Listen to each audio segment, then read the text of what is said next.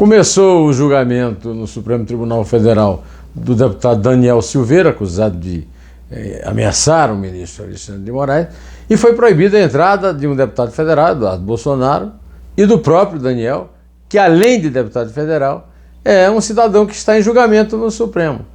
Só pode entrar lá advogado. Essa não é demais? Não é o fim da picada? O máximo da discriminação, nada cívica nem democrática? Esse é o assunto que eu escolhi para abrir o vídeo desta quarta-feira, 20 de abril de 2022, véspera do feriado do protomártir da independência, Joaquim José da Silva Xavier, o Tiradentes, né? Além disso, vou falar, é claro, da renúncia do Mamãe Falei à sua cadeira na Assembleia Legislativa do Estado de São Paulo e do comentário feito pelo presidente do Superior Tribunal Militar, o general Luiz Carlos Gomes Matos, a respeito dos áudios de ex-ministros do STM a respeito de torturas no regime militar. Hoje é quinta-feira, 20 de abril, e eu venho aqui também saudar, agradecer, cumprimentar cada um de vocês que continua firme aqui no leme aqui do nosso canal José Neumann de Pinto, que não é um canal imparcial, é um canal independente, não é governo, não é oposição, não é esquerda, nem é direita. Bom, vamos começar pelo absurdo que foi a abertura da sessão do Supremo Tribunal Federal para julgar as acusações e ameaças feitas pelo deputado Daniel Silveira, bolsonarista, aos membros do Supremo Tribunal Federal, em particular Alexandre de Moraes. Eu tenho uma discussão já antiga, ideológica, a respeito dessa questão do preso político na democracia, mas não quero entrar nela. O que eu quero entrar, em primeiro lugar, é na discriminação que é feita. Por que é que só advogado pode participar de sessão do Supremo? O Supremo agora é uma corte no sentido de uma corte real, uma corte de reis, 11 reis. O Brasil é uma monarquia de 11 reis. Tem sentido isso? Qualquer cidadão brasileiro deveria ter acesso, é claro que tem que ter um controle. Agora, qualquer cidadão tem que ter acesso. Outra coisa, um cidadão que está sendo julgado não pode assistir o próprio julgamento? Agora, além disso, se privilegia o advogado. Por quê? Estamos agora no reino pleno da advocacia criminal? Que é isso? O advogado do Daniel Silveira criou a maior confusão, atrasou a sessão do Supremo, porque queria entrar sem se submeter ao teste de Covid. Morreu de Covid ontem o filho de um querido amigo meu, Ivandro Cunha Lima. O Ivandro Cunha Lima, filho, lá de Campina Grande, de uma Covid que ele teve faz mais de ano, ou seja, das sequelas do Covid. Então, é preciso respeitar o combate ao contágio da Covid-19 e esse advogado não pode impor as suas ideias negacionistas ao resto da pátria. O contágio é geral. A Covid não privilegia os negacionistas, deixando de contagiá-los, nem deixando de contagiar outras pessoas com as quais eles têm contato. De qualquer maneira, amanhã nós trataremos do resultado do julgamento, que atrasou muito, e eu estou aqui comparecendo na hora de sempre para prestar contas a você, que é meu patrão, você que é meu inscrito aqui, né? E quero lembrar também que antes do julgamento, o Daniel Silveira chamou o Alexandre de Moraes de menino e de marginal, duas palavras com M que não se combinam direito, né? Também eu já tinha gravado o vídeo, já estava no ar, quando o presidente do Superior Tribunal Militar, o general Luiz Carlos Gomes Matos, disse que as denúncias de tortura na ditadura feitas em áudios que chegaram às mãos do historiador Carlos Fico e da jornalista, através dele, da jornalista Miriam Leitão, não estragaram a Páscoa de ninguém. Em compensação, uma ministra civil, a ministra Maria Elizabeth Rocha, disse que essa divulgação dos áudios evita que erros cometidos no passado se repitam. Eu não sei se evitam, viu, ministra? Agora, é um dever da democracia mostrá-los, exibi-los, e devia estar na ordem do dia dos generais, evitar esse tipo de piada de mau gosto.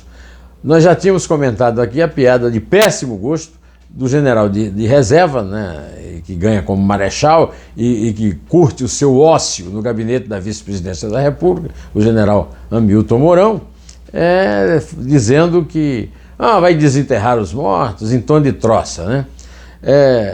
Eu tratei desse assunto no artigo que estará à disposição, assim que eu editar, ainda hoje, no blog do site Estação José Neumann e Pinto, www.neumann.com, neumanne.com, em que eu me refiro aos grandes vexames que esses tribunais militares dão, né?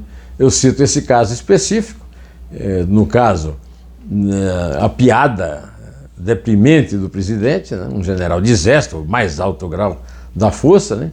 Da Força Armada, e também o caso do julgamento de Jair Bolsonaro, quando 8 ministros militares egressos do golpe, vindos todos do golpe, o absolveram, e contra 4 votos de ministros civis, adotando uma tese estúpida e estapafúrdia dele, e está aí hoje o Bolsonaro, que de sindicalista de soldo militar virou presidente da República. O livro foi publicado pelo Luiz Macluf Carvalho em 2019, está aqui comigo, recomendo muita leitura. O Cadete e o Capitão, a vida de Jair Bolsonaro no quartel, Luiz Macluf Carvalho, editora Todavia, 2019. Então eu trato desse vexame, que foi a absolvição do Bolsonaro, que estava condenado a 30 anos de cadeia por crime de terrorismo. Ele foi pilhado junto com um outro colega, também capitão Fábio, com descrições de atentados à bomba planejados para aumentar o soldo. Imagina se atentado à bomba aumentaria o soldo, né? Por causa disso, o general Ernesto Geisel, que foi o penúltimo presidente da ditadura, deu uma entrevista à Fundação Getúlio Vargas, o chamando de mau militar. Aliás, esse assunto de impeachment ficou batido ontem, ficou batido hoje, porque o Collor anda aí lançando impropérios lá no Senado, onde ele voltou, para onde ele voltou, né? Tem uma piada aí que está também circulando nas redes, que é a piada da arquiteta Tânia Fernandes, que num WhatsApp para o personal trainer Alain de Lucena, registrou kkkk, vamos pedir Bolsa Móveis, Bolsa Reforma e Bolsa Família em relação a um processo no qual é réu Jair Renan Bolsonaro, o filho 04. Né? Então essas expressões, né, Bolsa Móveis e Bolsa Reforma, estão ganhando as redes sociais, né? Também hoje o Superior Tribunal de Justiça manteve a pena de 27 anos de prisão para José Dirceu, né? E o Arthur Duval, o Mamãe Falei, renunciou ao seu cargo de deputado estadual na Assembleia Legislativa do Estado de São Paulo. Arthur Duval cometeu um erro profundo, de uma enorme imbecilidade, um erro que foi comparado assim até um feminicídio, quando ele foi lá para a Ucrânia, né, e lá da Ucrânia mandou aí um zap bastante ofensivo a respeito das mulheres ucranianas, dizendo que elas são fáceis porque são pobres. E aí algum amigo da onça dele divulgou o vídeo e ele terminou não tendo condições de segurar o próprio mandato. E por isso é que o Collor foi lembrado, porque o Collor também usou esse expediente, e o José Genuíno, que foi presidente nacional do PT, que foi guerrilheiro no Araguaia, para lembrar a ditadura, né, também recorreu à renúncia. Nos dois casos, isso não resultou em nada. A renúncia não foi admitida e o Collor perdeu 8 anos da vida política sem mandato. Só que depois voltou, né? Voltou e está aí criando confusão, né? Antes de terminar, eu queria comentar que eu sou de uma geração que participou, né, do grande sucesso do Angeli. Angeli foi um grande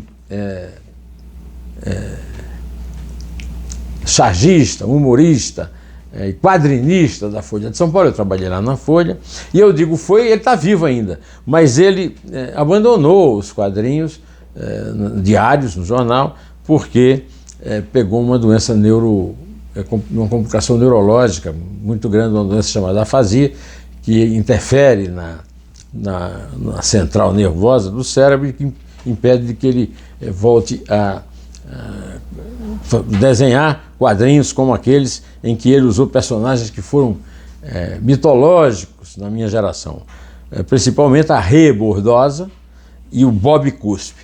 Eu queria deixar aqui um grande abraço solidário para o Angeli e dizer o seguinte: a obra dele permanece, não interessa, não tem afasia, a obra dele é perene, permanente. Eu quero também pedir desculpas, que eu disse para você que eu ia entrevistar o meu amigo Rubens Figueiredo, cientista político, mas estou atrás de outro entrevistado, porque ele pegou uma gripe aí terrível e perdeu a voz e não está conseguindo dar entrevista aí pelo Zoom, né?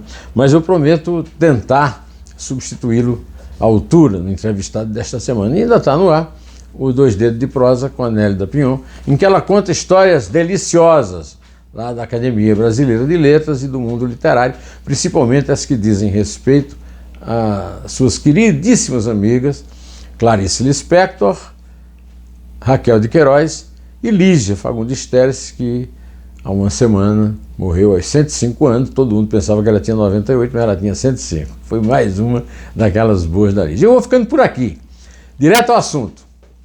Em té!